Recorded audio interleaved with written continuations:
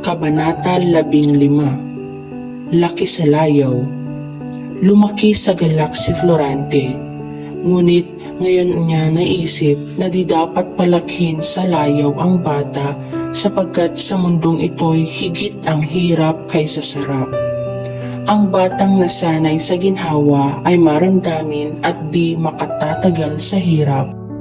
Alam ito ni Duque Briseño, kaya tiniis nito ang luha ng asawa at masakit man sa loob na mawalay sa anak, ipinadala siya ng ama sa Atenas upang doon mag-aral.